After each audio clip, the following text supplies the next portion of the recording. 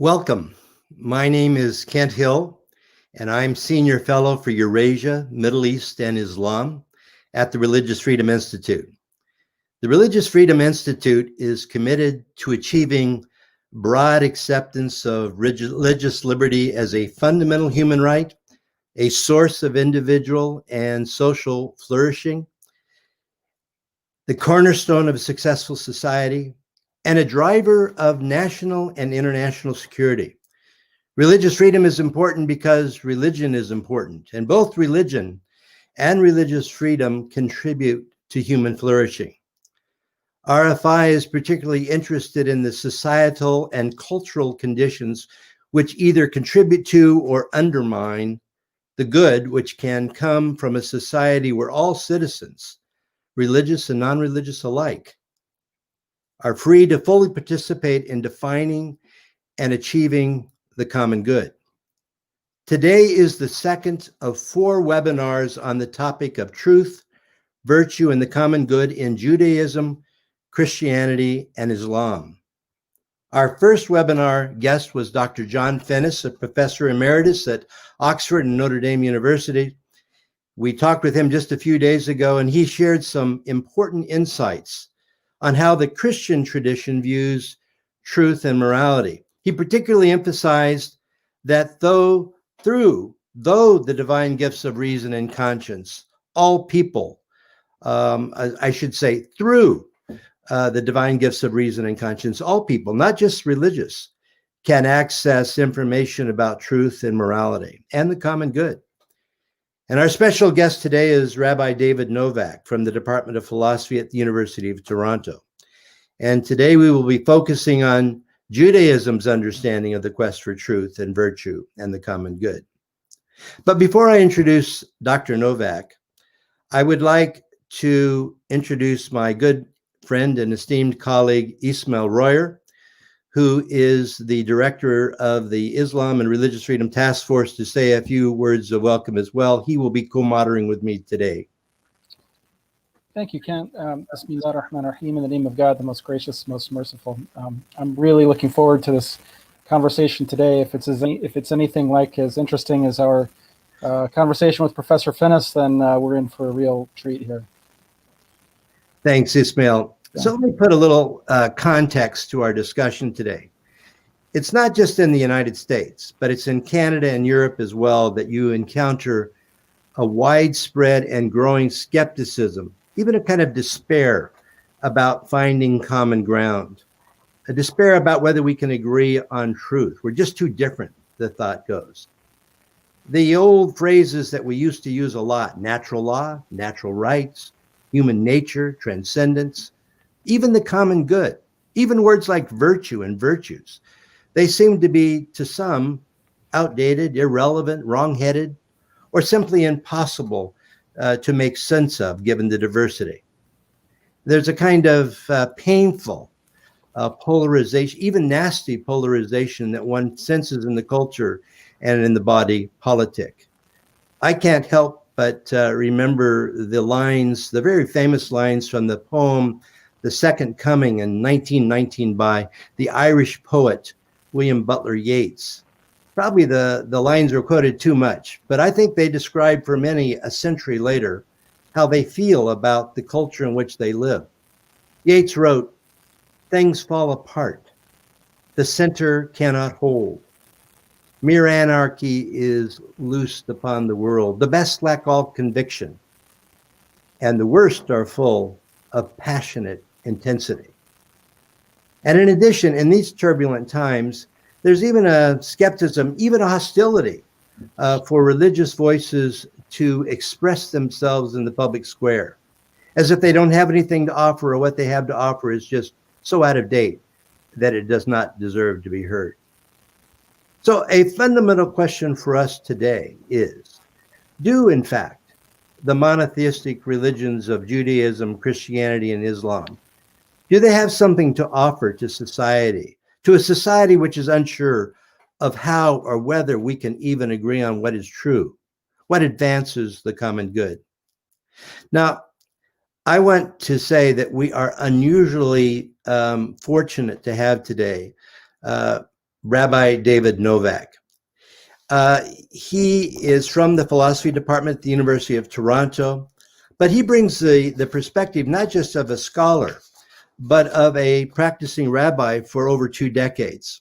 So let me tell you a little bit about Professor Novak or Rabbi Novak. He's written 13 books, over 200 articles, has been active on the intellectual scene for a very long time. He was a founder and vice president and coordinator of the Jewish Law Panel for the Union for Traditional Judaism. He's a founder and faculty member of the Institute of Traditional Judaism. And as I mentioned, for 23 years, he served in various parishes throughout the United States, but he's lectured at universities all over the world. So, Rabbi Novak, we're honored that you are here with us today. And I wonder if I might pose the following question to just kind of get us started here. Rabbi Novak, in light of the considerable evidence of the growing and bitter polarization in our societies, and even the compounded by the lack of faith that we can find the common good anymore, I wonder if you might offer some thoughts from a Jewish perspective as how your tradition believes we can best pursue truth and morality, and also how can we do this in a pluralistic society where some believe and some simply don't.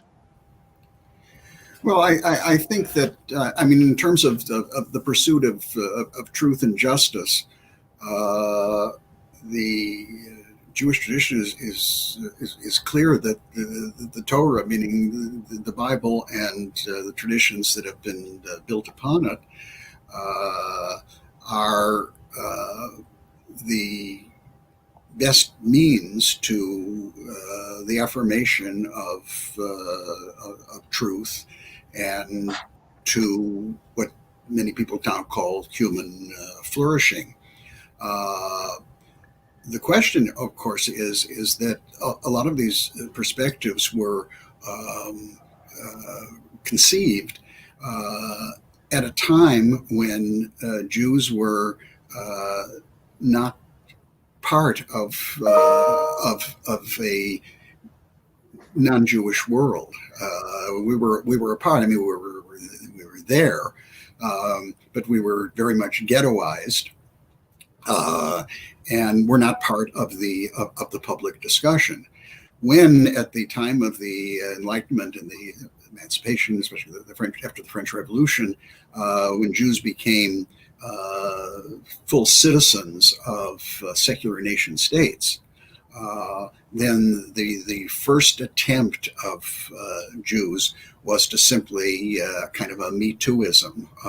In other words, that we're as good as you are, and we'll conform to whatever the standards are out there.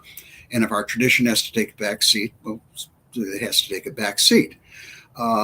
Needless to say, more traditional members of the community said the tradition can't take a back seat.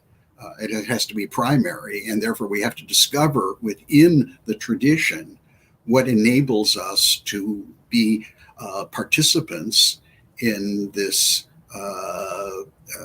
secular order. And in terms of that, then it's not so much a question of Jews saying, well, this is what the Jewish tradition says, you know, we ought to do to be good and truthful and just. But rather, it is our trying to find some common ground in other traditions, that there are certain things that these traditions, both religious and secular, have affirmed, certain things of the common good, certain things of virtues and whatever. And we can have some grounding in this, not because it comes from our tradition, but it's something our tradition recognizes as having been in the world before the revelation that founded our tradition. And for the Jews, the revelation of Mount Sinai gave us a special covenantal relationship with God. But that didn't remove us from humanity. There's still that background there, and that's something that we can access to find common ground with people from other traditions. Now, if you say there is no common ground out there, then that fact is if there is no common ground, it's because people have despaired of ever affirming that there are certain very good reasons for what formerly were common standards. So that one can argue rationally for a position and find that others in other traditions have reasoned, not just affirmed, but reasoned similarly. But when the discussion becomes a question of a power struggle, or a type of relativism that says, that there is no common ground, and whatever, and that therefore rational arguments are all rationalizations of something that really is not argued for at all, that's when you have a problem. So therefore, the kind of discussion of what do we hold in common, and people discovering the resources in their own traditions that, as I say, not because of the authority of their traditions, because their traditions themselves have recognized this as preceding them in the world and still functioning in the world. So that's why I, as a rabbi,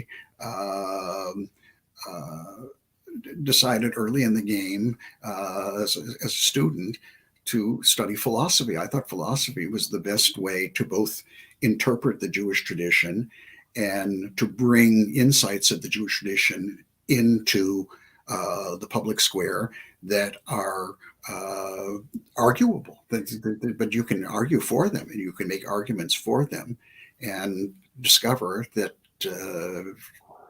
you're not the only one who does it in a similar way. Yeah. Rabbi Novak, you began your comments by making mention of the Torah, but then a few minutes later, you made a very interesting observation that it wasn't as if the Torah came first. It was that the Torah recognized something in the nature of the universe that the Torah then talked about and reflected. That's sort of the common sense that God had created the world in such a way that these are truths, these are standards. And you later talked about there used to be a time when there was a greater recognition of these as common standards. How do you account for what's happened today, where there seems to be more questioning about whether there are such legitimate common standards? I don't want to get into the question of whether you have the 10 Commandments on a school wall, but it does raise an interesting question about what could possibly be the nervousness about saying that we support the moral judgments or the principles that are found in the 10 Commandments. What about that could be questioned as we really don't know if those are true? That's just that's just the terrain of religious people. That now in the past we used to talk about that as natural law a little bit. You had the opportunity that most Jewish scholars have not had. You put yourself in a situation where you actually were doing your PhD work under a Catholic philosopher, Germain Grisey, who represented the Catholic tradition on natural law. And I know your view of natural law might be a bit different, but I guess the question is, for whether it's the Catholic tradition or the Jewish tradition of natural law, how would they account for the fact that right now there's a nervousness about whether natural law exists for everybody or is just the reflection of religious views? Well, I mean, as the reflection of religious views, the difference between is natural law derived from religious views? And by religious views, we mean when we talk about, for example, Judaism, Christianity, and Islam as monotheistic religions, that's true. They affirm a one God. But they're also monotheistic religions of revelation. In other words, they look to their founding by God giving people something that they could not obtain by their own reason. So in terms of that, this is where they're beginning. However, what is it that in the world that prepared people. Why could some people accept the revelation and some people couldn't accept the revelation? Like when Moses comes to Pharaoh and he speaks in the name of the Lord God, Pharaoh says, I don't know what you're talking about. I don't know what you're talking about. I'm in charge here, and therefore, and this was a society that murdered infants. So, in that way, it is the preparation is what was it in creation that made it possible for people to accept the higher law of God. Mm-hmm. And the example that I use.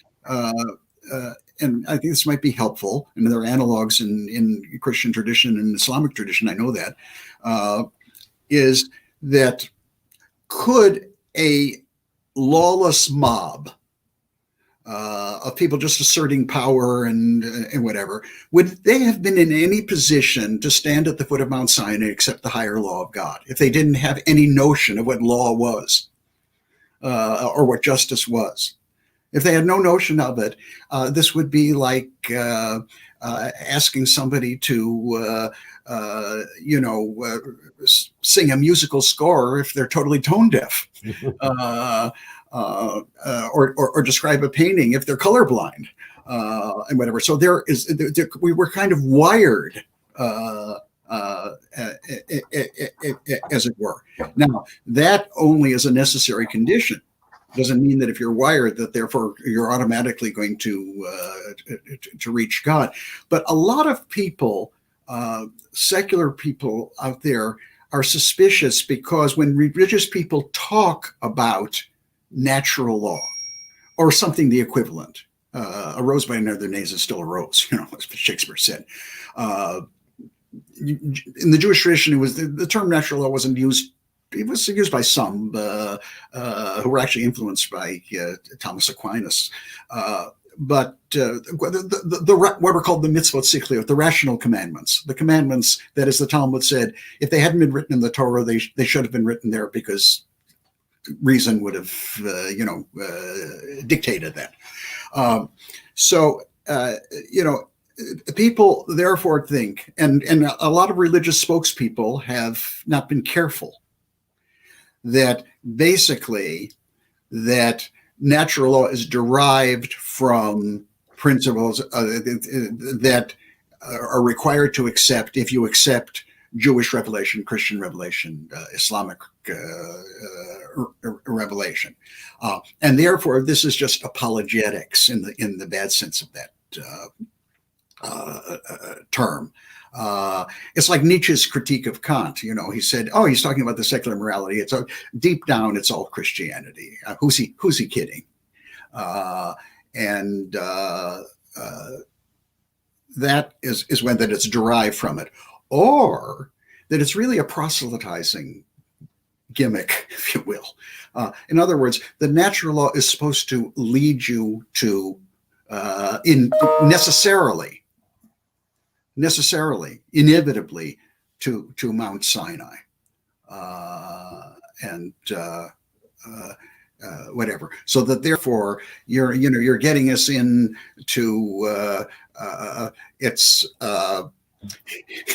it's like an expression they used to use in the retail trade, a leader. You have one item that's attractive, you get the people into the store, and then if they'll buy that one item, well, they'll buy other things as well that are less attractive. And that's the suspicion. And that's what religious, what theologians, what's a theologian? A theologian for me is a philosopher who's talking about the religion that he or she believes in. That's what a theologian is. So in that way, therefore, the task is to argue for it for natural law as a precondition, not a ground of your revelation. And the purpose of your revelation is, the purpose of natural law is not to bring you into revelation automatically. It's simply to prepare you for it But if you're not prepared to accept it, you're not. And if you're not willing to accept it, you're not willing to accept it. And we can't say that there's just some inevitable causal logic there, that requires you. And that is where I think the discussion has to be. And I hope that in some of our future endeavors, Right. That questions like that will be raised. Yeah, I'm going to let. It's very important. It's very important that it used to be a Jewish-Christian dialogue. It's now Muslims. It's now a trialogue, which is wonderful. But it should not be.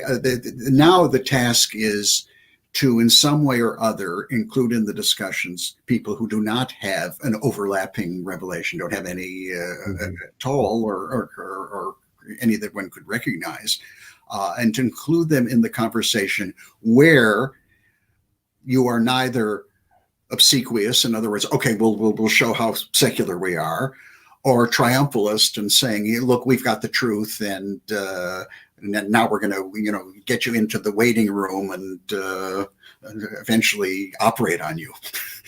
I know Ismail's got a very specific question here, but a very short question. Sure. How would you distinguish between enlightened self-interest and revelation?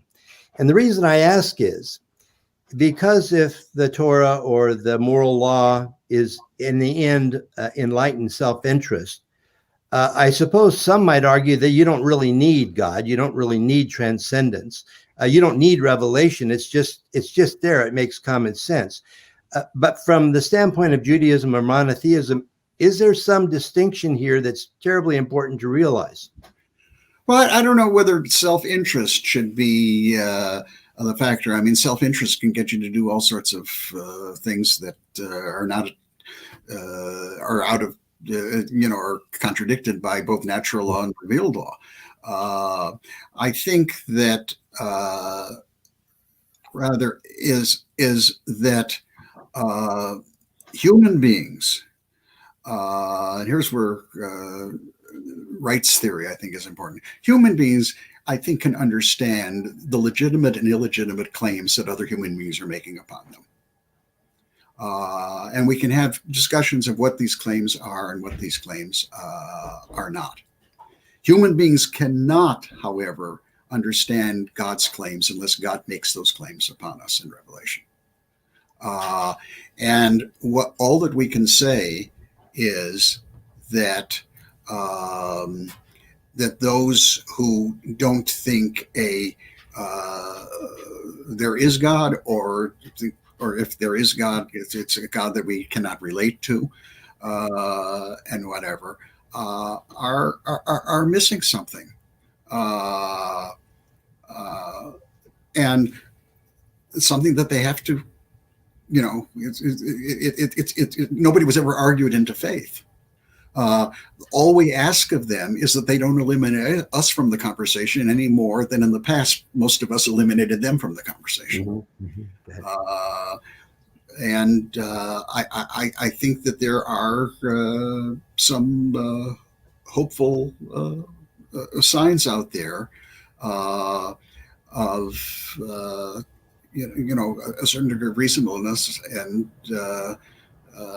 that have to be developed. Ismail?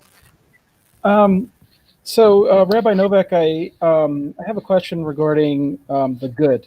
When we talk about the good, the common good, in Islam and in Christianity, or Catholicism at least, the concept of the good is understood in terms of happiness. That is, the happiness that comes about in this life from a well-ordered soul that obeys the virtues, and also it's understood to mean happiness in the next life. That is, as Ibn Rushd, Averroes, and also Imam al-Ghazali mentioned, and Aquinas said as well, reflecting that happiness that comes from pleasing God and from ultimately seeing His face in the hereafter. So I wanted to ask, how does Judaism understand the good, and how do we find common ground? Part B to that question would be, how do we find a common ground with those who see the good as sort of maximum exercise of human autonomy, which is the fashionable understanding of the good in our era among many segments of the culture. First of all, I have to tell you that for both philosophical and theological reasons, I do not speak of the good or even goods. If you were to read the Hebrew Bible very carefully, God is never called good. God does good, but he also does things that seem to be bad for us. I mean, in the ultimate scheme of things, we were supposed to understand that this was all for the good. But what is good is, yes, what in this sense is doing good, benefiting our fellow human beings, doing good, and we were told in the Torah that God says that it's good for God that we respond to God, that God's interested in us, that he wants to hear from us, and he wants us to act in concert with him, which is called a covenant. So that is, but when one starts talking about the good, you're dealing with some kind of and Plato was the one who said, that the highest form, this metaphysical reality, is takathon kathoto, in other words, the good in and of itself. And I am decidedly not a Platonist. So even though I wrote a third of my dissertation in Plato, but so along those lines, it is one seeking to do the highest good, to do what is best, rather than the good being some object that we. The good functions much more as an adverb than an adjective, modifying action. Action is done well, or it's action done not well, and that will depend upon what its ultimate intention is. What are you affirming? What are you striving towards? So elaborating on that, can you discuss what are the virtues, or how does not necessarily enumerating them, but how does Judaism understand the virtues, and what is the relationship between the virtues and the divine commandments? Well, first of all, the term virtue comes from the Latin virtu, which means kind of manly strength. In Greek, it's arete, which means excellences. In Hebrew, the term for virtues was midot, which means qualities, personal qualities. So a person who acts justly on a regular basis is considered to be a tzaddik, is considered to be a righteous one, a just one, so that justice becomes a quality or a habit, or whatever. The interesting thing is that clearly, even in secular systems, what is the relation between law and virtue? What is the relation between law and virtue? Now, Judaism is very, like Islam, very, very law-based, commandments. So what is, and this is where the debate is, and I'll tell you which side of it I come on. It's one of these perennial debates that there's never a conclusion. It's one of these debates that my wife will ask me when I come back from a conference, what did you conclude? I said, nothing. We just got great clarity. So get some great clarity. The relation of law and what's called virtue or midot in Hebrew. And here raise the question this way. Is the purpose of the law, which are the commandments, to basically inculcate virtue in us. So law is a means to virtue as an end. What John Finnis, a wonderful interview, by the way, yesterday, or recently, is with John Finnis and following Germaine Grisey, who was both of our teachers, looks upon that acts that are done in and of themselves, ends in and of themselves, really are virtuous acts. Knowledge for its own sake and others. Okay. So is the law simply to inculcate in us virtue? One could see that Maimonides, the great Maimonides, one of the main influences on Thomas Aquinas, by the way, definitely, and that's the influence of Aristotle. Okay. Or is the virtue, the purpose of the virtues, to habituate us to keep the law more easily? In other words, that when it comes to doing a commandment, if you're kind of habituated, it's not going to be a struggle. Should I or should I not? And whatever. It's not going to be that kind of agony. I mean, at times there will be, but for the most part, it'll be something that you've already internalized. So the notions of conscience, is basically the law that's been internalized. So you don't have to consult a book frequently. You kind of will know what to do, being habituated. So that is that the virtues are for the sake of keeping the law in a deeper sense, understanding what the ultimate purposes of the law are, which are to reconcile us with God and our fellow humans. So that's the case. Now, in terms of that, I come down on the virtues are for the sake of law rather than law for the sake of virtues. And that is, interestingly enough, was in philosophy, you can see it as a debate between Aristotle and Kant, Immanuel Kant. Now, Immanuel Kant came from a type of Protestantism that was extremely influenced by the Hebrew Bible, the Old Testament.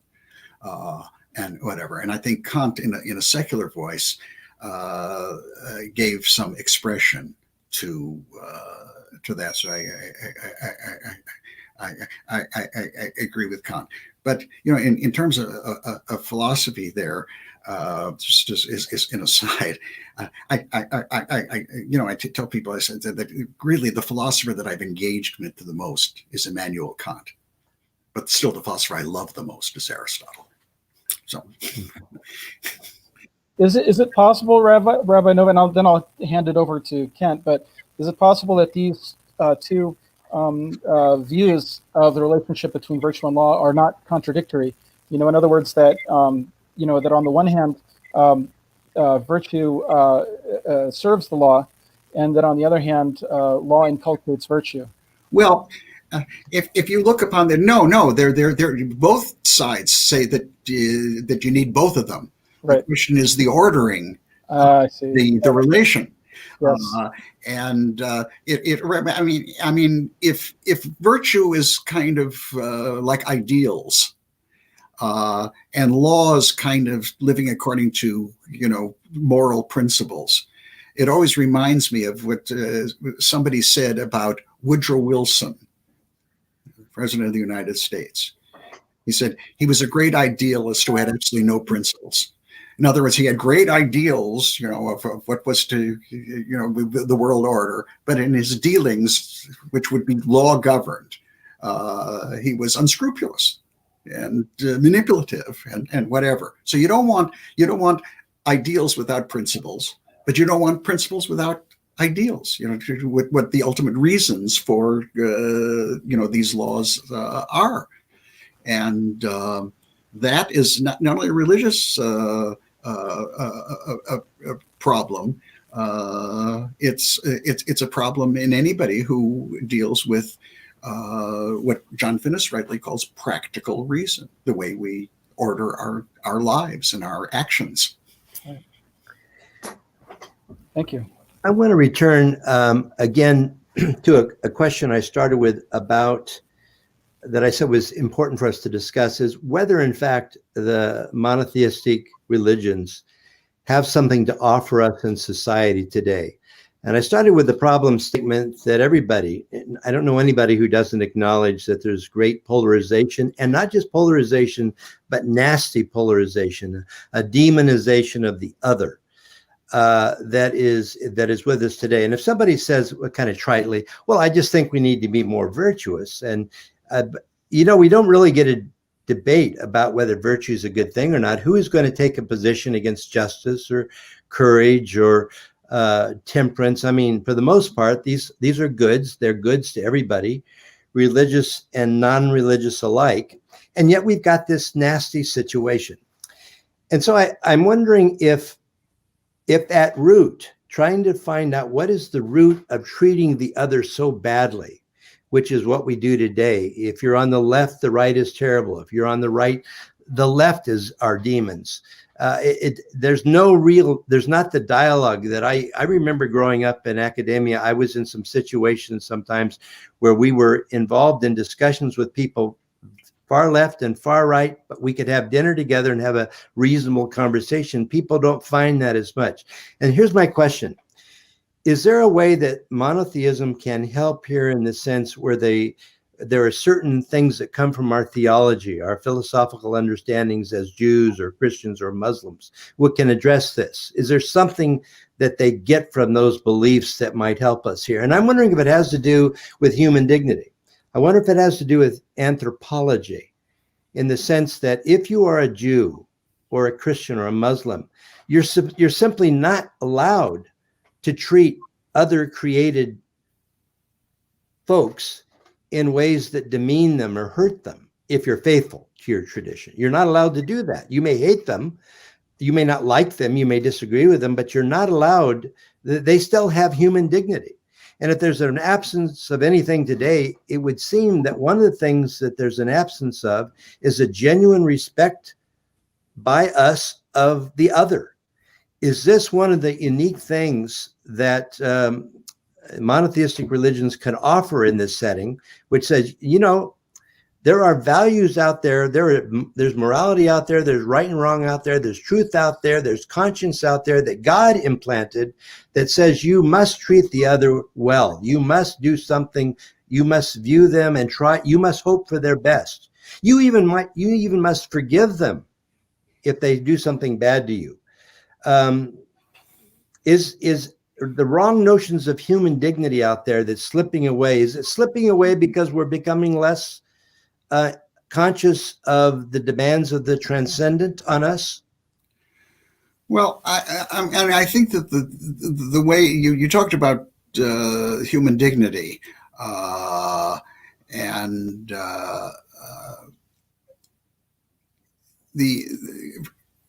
for human dignity, certainly for Jews and Christians, and there's a similar concept in Islam of human beings being created in the image and likeness of God, which means that human beings have a special and unique status in the eyes of God.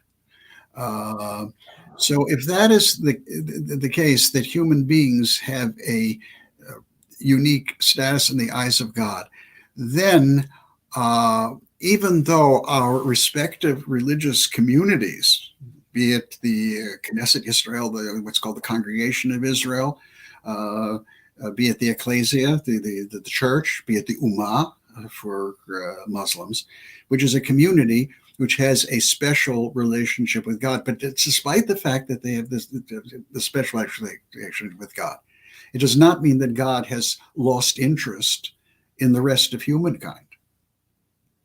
It means that you think that God has a special relationship with your community. Other communities, the two others that I mentioned, I think that the same God has a special relationship with them. Right. But the same God who elected these communities has not lost interest in the rest of humankind. And if God has not lost interest in them and is still concerned with them, then certainly we should be as well. Which does not mean looking for some kind of lowest common denominator. That's all that we need. Because these basic moral standards are necessary but not sufficient for human life. That was a mistake of the Enlightenment. They said, well, we'll just have some basic moral principles and everything. We can cut out all this cultural stuff and religious stuff and revelation stuff and whatever. Well, nobody lives at that level. It's these traditions have built upon that and everything else, but never forgetting that they're there and they apply to to others as well. And that is, the factor that is the case. Once one loses that notion of a unique human nature, however one conceives of it, then human beings, can be treated like things rather than as persons. So, that is what is the case. I remember a long time ago when I taught at the University of Virginia, we were interviewing somebody for a position in a chair, actually, in bioethics. And one of the objections to this person was that this person said, when it comes to who is a human being and who is not, that's to be left to the state. I said, really? What if the state's a Nazi state that decides who's human and who isn't? Is that? I thought that was horrific. And I wasn't the only one. Most of us thought it was horrific. Well, the person didn't get the job. Yeah. I remember. Thank God. I remember one time hearing a statement by Mark Twain that's kind of haunted me ever since. He said, "It's not the parts of the Bible that I don't understand that bother me, it's the parts I do." And to me, that's a little bit like the passage in Romans 7, where the Apostle Paul acknowledges that the problem most of us face, the problem he faced, was not knowing what the truth is, knowing what is right and wrong. It is bringing our lives into conformity to what we know to be what we should do. The conscience tells us to do something, tells us to be generous, tells us to be kind, and yet we're inclined to be selfish, or we're told to treat others well, and yet we are tempted to use them for our own purposes. Now, this brings up the question, perhaps from within Judaism. I'd like to know what you think about this. This problem, what I used to call the moral gap, when I worked at the Templeton Foundation and did some research on this problem in the human community of not being able to live up to our what we say we believe and what we say we know to be right and wrong. Is this a place where the religions, where Judaism and Christianity, Islam, where they have something to offer as well, where they say we are dependent on God or divine help to help us live out the lives that we know that we were created to live out, which we don't seem to be able to do by ourselves? Is that a strong concept in Judaism? Yeah, it is. It's a strong concept in Judaism. And if you look at when there's discussions of original sin, original sin, which in Hebrew is called chet kadmon. Okay, original sin. There were many at the time of the Enlightenment who said, well, that's the problem. Christianity makes us so guilty and dependent and whatever.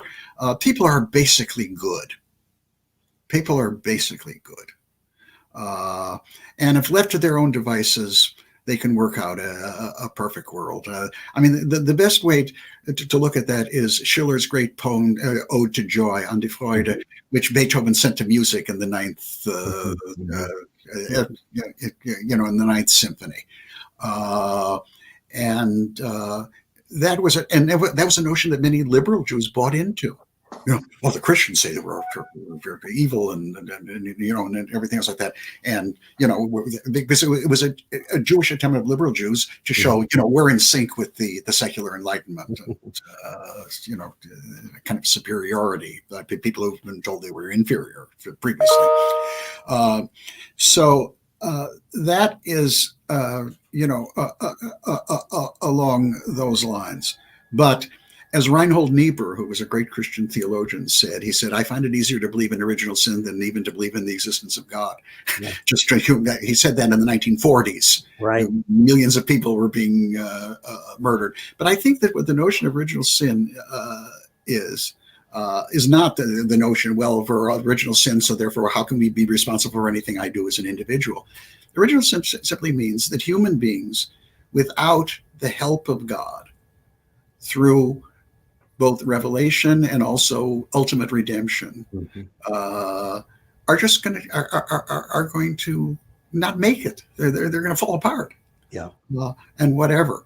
But that's not something that we should make as a precondition for entering into the conversation. Right. If people want to know why we're hopeful in a world that seems to be hopeless, that's what we hope for. In other words, that we can't make it. There are lots of things we can do on our own, and we should do on our own. But in the full scheme of things, we need God's help. But God's help is not, coming down from heaven and just rescuing us. It means that we cooperate. We cooperate here and now. Right. But don't regard this as our own achievement. Right. So, in that way, this is certainly discussed in Jewish community. And in fact, some of us have been critical of kind of a pseudo-messianism where people think, well, God has given this, and therefore all we need to do is, conquer the world or that sort of thing. And therefore redemption will be an automatic result thereof. Yeah. And that kind of triumphalism, religious imperialism, is something which all of us in our traditions have to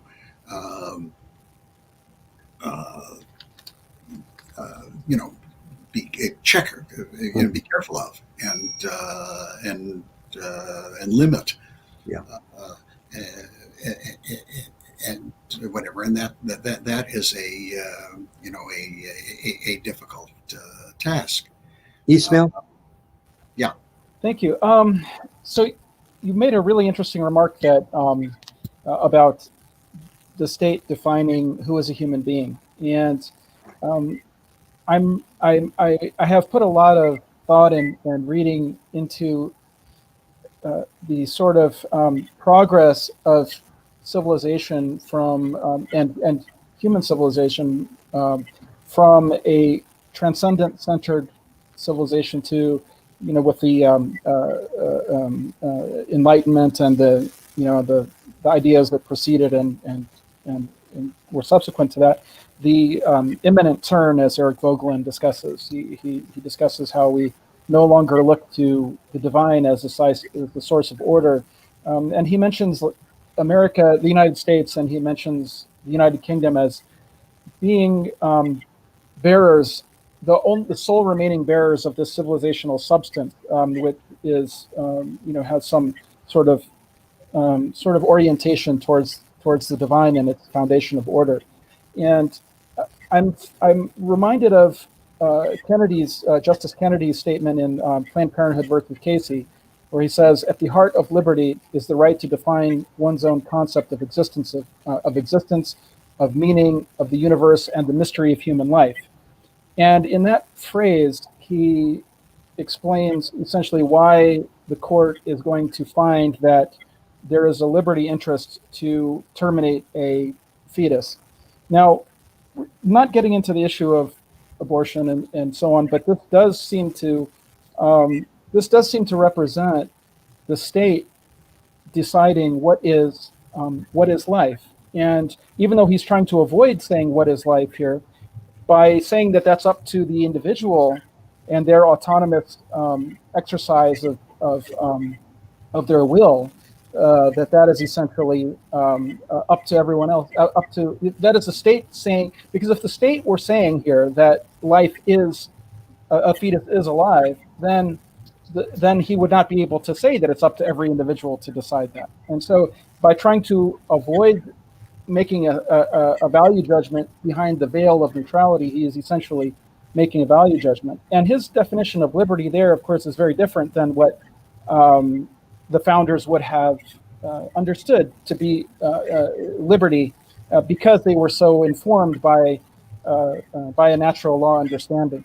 So what I wanted to ask you was, how do religious people who continue to hold to this natural law understanding of whether, again, as you said, whether we call it natural law or we don't, we continue to hold to this divinely centered understanding of human life, of dignity, of what is good.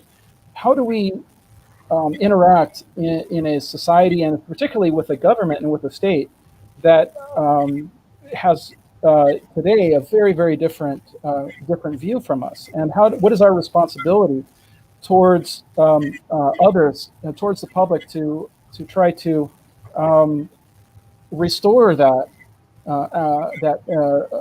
civilizational substance without, at the same time, as you mentioned, just bringing people into the operating table or into the waiting room and operating on them? What is the balance there? Well, Justice Kennedy's statement, everybody defines human existence for themselves, is almost ridiculous. The fact is that on questions of life and death, we do not allow everybody to decide for themselves. We have to have some kind of common standard. The best example of that is the question of who's dead. That's a big debate in bioethics, who's dead. Now, you have to have some kind of common standard, and that common standard has to be rationally arguable. You can't have it in a hospital that patient B, because of his or her view of what his existence is alive, but patient A, who has a different view, is dead. You just couldn't run a public institution with that kind of private notion.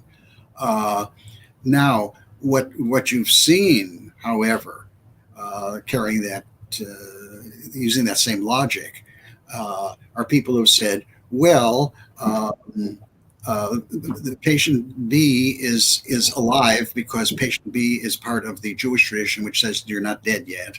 And patient A comes from some other tradition that says you are dead, and whatever. And then therefore you should just only advocate for your own people. But that you cannot run any public institution that along those lines. So the question is, does the state define a human being? Is that the state's definition? Well, the state's definition is the human being. The state didn't create that human being. Therefore, how can the state be the final arbiter of what that human being is? You had the same debate over same-sex marriage. The state will define the marriage can be between, but the state didn't invent the institution of marriage. The state inherited it, and therefore can it radically be defined so that two women can call each other their wife, which seems to be I mean, that's not how language functions. Language is by definition public. It's communication. So I think but I think that the most that people of faith, therefore they have to trust in God. And in that case, I think that Jews have something to offer, because the question is that Christians, until very recently, thought, which wasn't a fantasy, that basically they were the majority, they were in charge of the culture, and whatever, and it kind of took it for granted. And Muslims, most of them lived in societies where they were the majority and called the shots. Okay. Now, Christians are probably, whether they're still a majority, maybe, but in the culture forming and powerful institutions of the media, the universities, and the courts, and whatever, they're as much a minority as Jews and Muslims are, much in the minority. So we Jews have learned how to live with that much longer. And it was that it's trust in God. It's trust in God. That all the predictions that we were going to disappear and be annihilated, whatever, were not true. And as it says in the 27th Psalm, were I to believe that I would see the good of God's good in the land of the living, I don't know whether I'm certain of it or not, but I do hope. And that is something that you can't tell people you should hope. It's something that's built into our lives.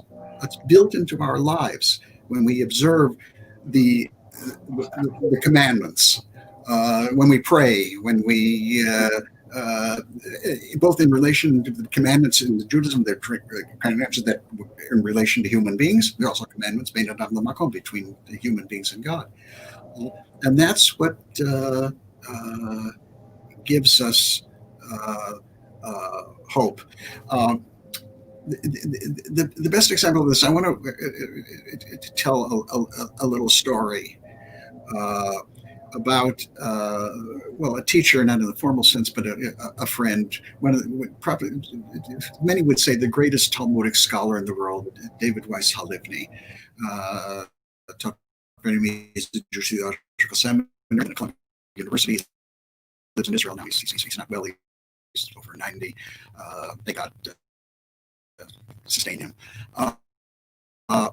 He, in 1944,